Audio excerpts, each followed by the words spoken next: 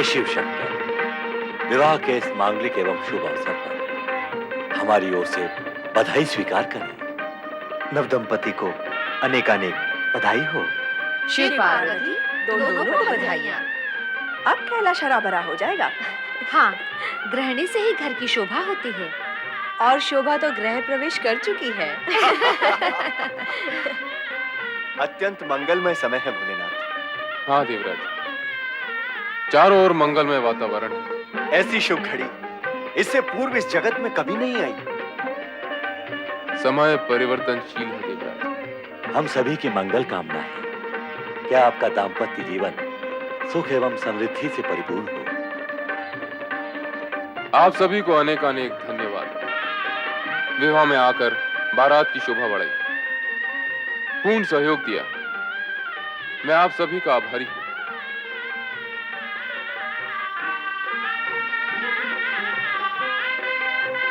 नारायण नारायण, धन्य है आप और आपकी लीला धन्य है। संपूर्ण जगत का भार उठाने वाला आज स्वयं आभारी है।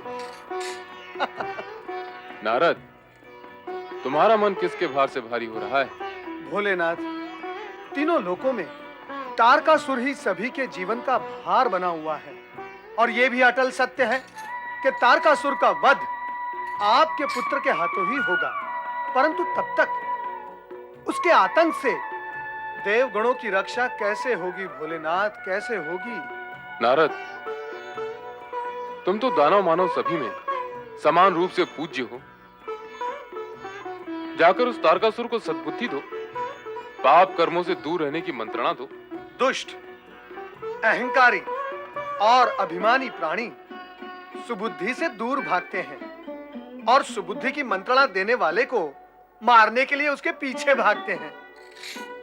चिंता करने की कोई आवश्यकता नहीं। उपाय करने में तुम चतुर हो। यदि फिर भी कार्य सिद्ध नहीं हुआ तो हम अन्य कोई उपाय करेंगे।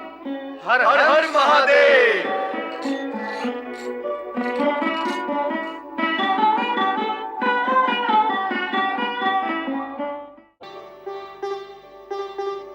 स्वामी, आज आपके मुखमंडल पर विषाद क्यों छाया हुआ है? क्या कारण है? कारण तो स्वाभाविक है, मैं उसका उपाय सोच रहा हूँ। कारण स्वाभाविक है और उपाय नहीं मिलता, ऐसी क्या बात है? मैं प्रतिदिन हर पल भोलेनाथ के दर्शन करता था, परंतु कई दिनों से भोलेनाथ भवन से बाहर ही नहीं निकले। मैं दर्शन भी नहीं कर सका, इसलिए मेरा मन व्याकुल है। भोलेनाथ के भोले नंदी महाराज विवाह के पश्चात भगवान शिव और माँ पार्वती समाधि स्थल पे तब दर्शन देंगे जब प्रणय का महामिलन पूर्ण होगा।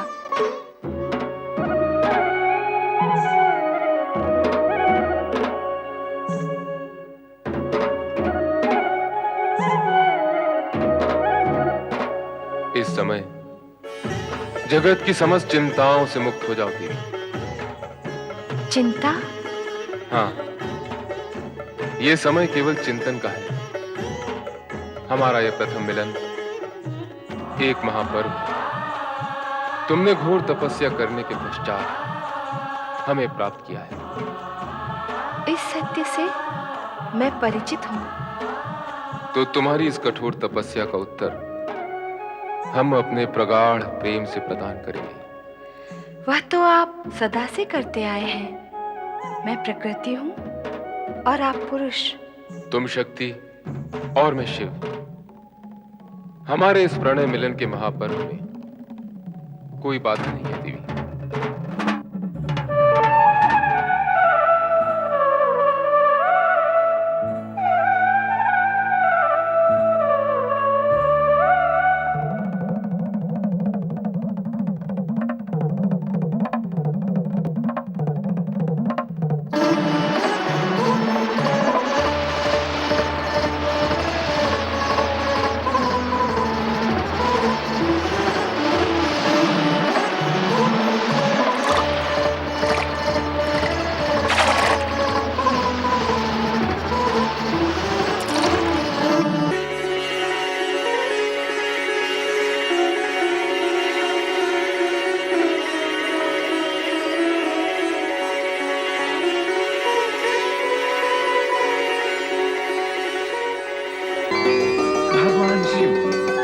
माता पार्वती योग समाधि में निमग्न है।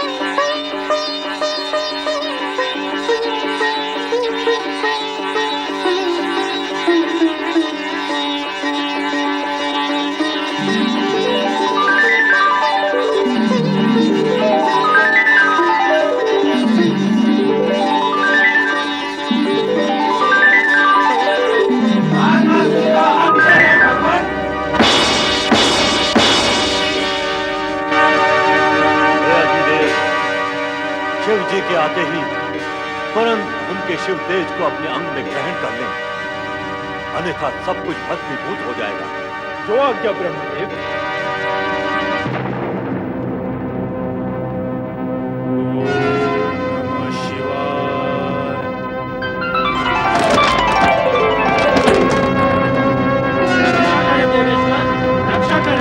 तारकासुर के कारण कष्टों का अंत नहीं है महेश्वर।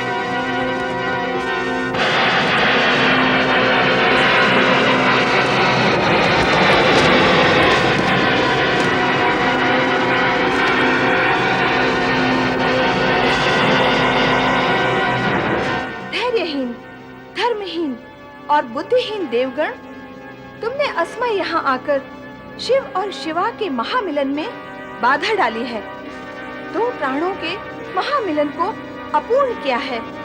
पूर्णता में बाधक देवताओं, मैं तुम्हें श्राप देती हूँ कि तुम भी सदा अपूर्ण रहोगे। तुम सदा सदा के लिए निसंतान रहोगे। तुम्हारी पत्नियां कभी भी माता होने का सौभाग्य प्राप्त नहीं कर सकेंगी। क्षमा करें माँ, हम पर दया करें माता पार्वती, हम पर दया करें।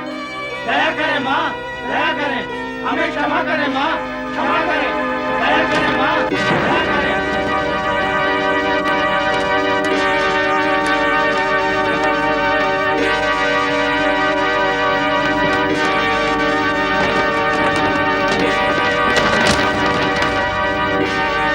मैं आग से जल रहा हूँ ब्रह्मदेव। ये आग की पीड़ा मुझसे सहन नहीं होती है श्री हरि विष्णु जी।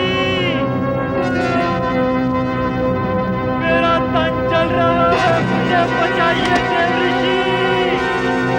गंगा जी की शरण ले लो अग्निदेव, यही बुद्धिमानी है।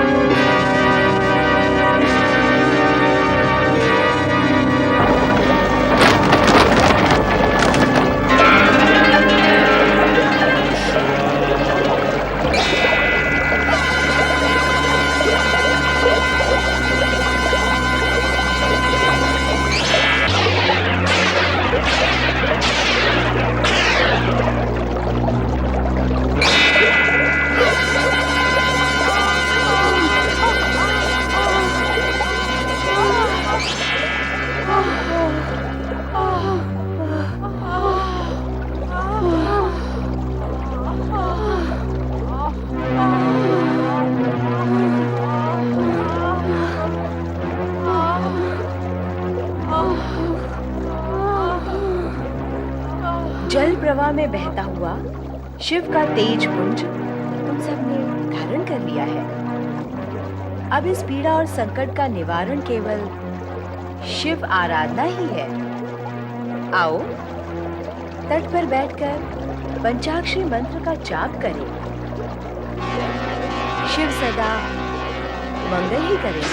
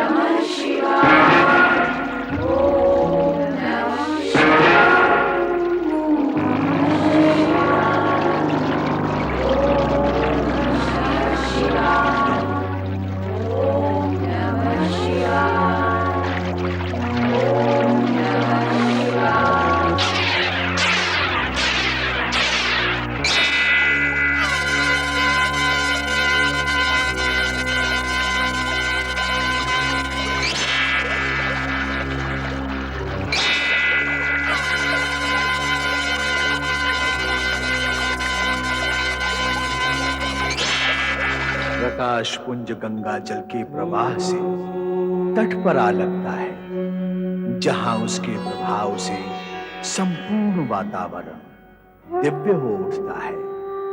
वेग से चलते पवन के चंचल स्पर्श से पत्ते लयबद्ध ध्वनि करने लगते हैं। तट पर ऋषि विश्वामित्र शिष्यों सहित यज्ञ कर रहे कि अकस्मात शिशु के रुदन की गूंज उन्हें सुनाई देती है।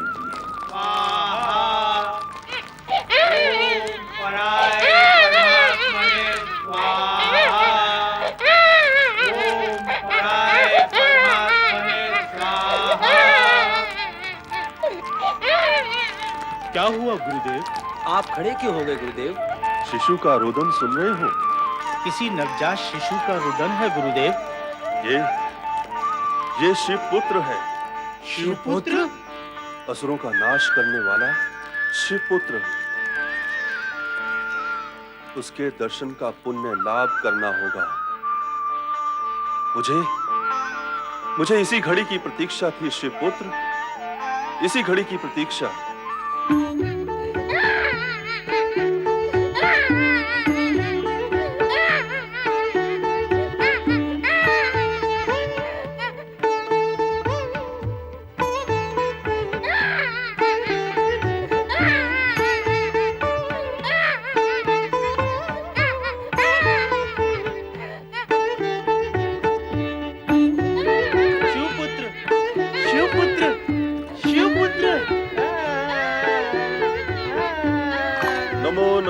शिव पुत्र नमो नमः।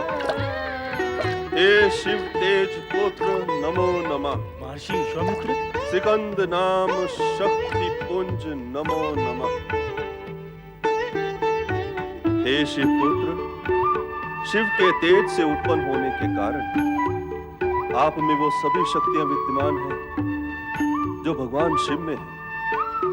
तारकासुर जैसे अत्याचारी का संहार करने के लिए ही आप इस धरती पर प्रकट हुए हैं। हे शक्ति पुंज, कृपा कर मुझे वो ज्ञान एवं शक्ति प्रदान करें जिसके लिए मैं अनंत समय से प्रयत्नशील होने के उपरांत भी वंचित हूं।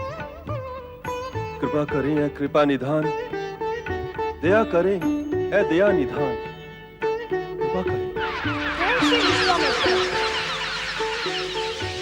ज्ञान और शक्ति आप में समा गई है। आप राजर्षि से महर्षि बन चुके हैं। अब मैं आपको ब्रह्म ऋषि बनने का वरदान देता हूँ। शिव कृपा से आपके हृदय में धर्म ज्ञान प्रकट होगा। आपका स्थान ब्रह्म ऋषि में श्रेष्ठ होगा।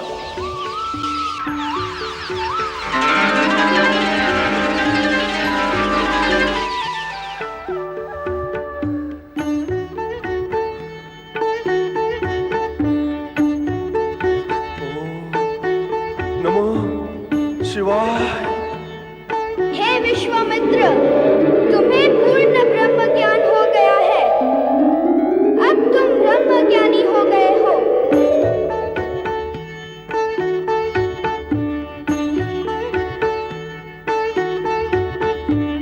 ओम नमः शिवाय। दुखी जन का रुदन दूर करने के लिए तो आप प्रकट हुए हैं और स्वयं रुदन कर रहे हैं। आपकी लीला का प्रयोग मुझ पर क्यों भगवान, जगत पर करें।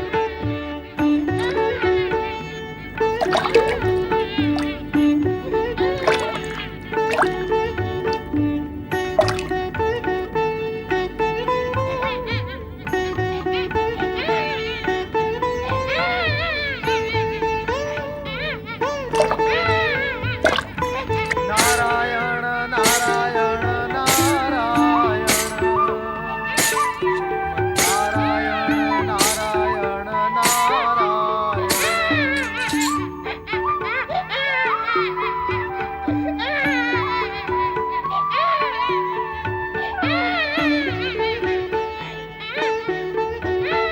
आया प्रभु आया। नारद, तुम्हें नीचे पृथ्वी की ओर नहीं और ऊपर आकाश की ओर जाना है। इस समय शिव पुत्र को तुम्हारी नहीं, नक्षत्र लोक में स्थित उन 6 माताओं की आवश्यकता है जो शिशु का पालन कर सके। 6 माताएं? हाँ, 6 कृतिकाएं जिनके द्वारा इस शिशु का जन्म हुआ है। प्रभाकृति, आभाकृति, तेजाकृति, भव्याकृति, शोभाकृति और सुकृति। तुम नक्षत्र लोक जाकर इन कृतिकाओं को इस शिशु के विषय में सूचित कर दो। यही शिव इच्छा है। शिव इच्छा अर्थात सदिच्छा, और नारद का तो कर्म ही है सदिच्छाओं की सूचनाएं देना। नारायण नारायण।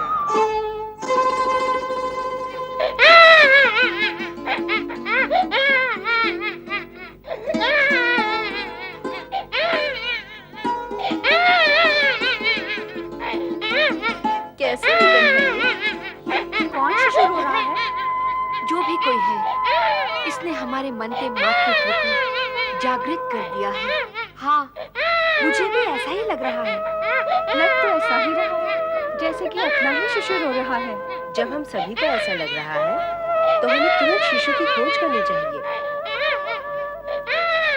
भव्याकृति, कुछ दिखाई दिया? नहीं, तेजाकृति, प्रभाकृति, शोभाकृति और आभाकृति, किसी को भी कुछ दिखाई नहीं दे रहा। नारायण नारायण। देवर्षि, आप और यहाँ, आप तो तीनों लोकों में भ्रमण करते हैं। आज नक्षत्र लोक में आना कैसे हुआ? नारद जिस लोक में भी जाता है, लोक कल्याण के लिए ही जाता है, और आज नक्षत्र लोक में भी इसलिए आया है कि आप में मातृत्व जागृत होने के कारण आप सभी की गोद भर देने का सुफल देना चाहता है। नारायण नारायण। ये आप क्या कह रहे हैं देवर्षि? मैं नहीं, उस शिशु का रुदन कह रहा है जो आपके मातृत्व के अभाव में व्याकुल है। अर्थात जिस शिशु का रुदन सुनकर हमारा मातृत्व जागृत हुआ है। आप सभी उसकी माताएं हैं।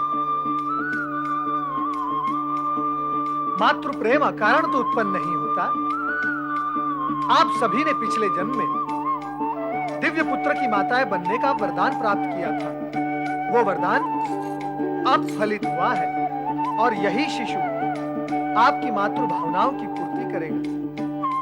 इसीलिए सखन वन के जल में रुदन द्वारा वो आप सभी को पुकार रहा है। परम पिता ब्रह्मा जी के वरदान अनुसार महाबली तारकासुर का वध इसी शिशु द्वारा होगा। दुष्ट तारकासुर की कुदृष्टि इस पर ना पड़े, इसीलिए कुमार अवस्था प्राप्त होने तक इसका लालन पालन यहाँ नक्षत्र लोक में आप सभी के द्वारा होगा। अर्थात हम सब उसकी माता हैं और वो हमारा पुत्र है। सत्य कहा आपने। ये पुत्र ऐसे सुख प्रदान करेगा अपनी माताओं को कि जन्म जन्मांतर तक उस सुख का स्मरण करके तुम सुखी होती ही रहो। देवर्षि, इतने समय से आप चर्चा ही कर रहे हैं। आपकी ये लंबी चौड़ी चर्चा माता और पुत्र के बीच अवरोध बनी हुई है, तो अब विलंब क्यों? आओ चले, शीघ्र चले।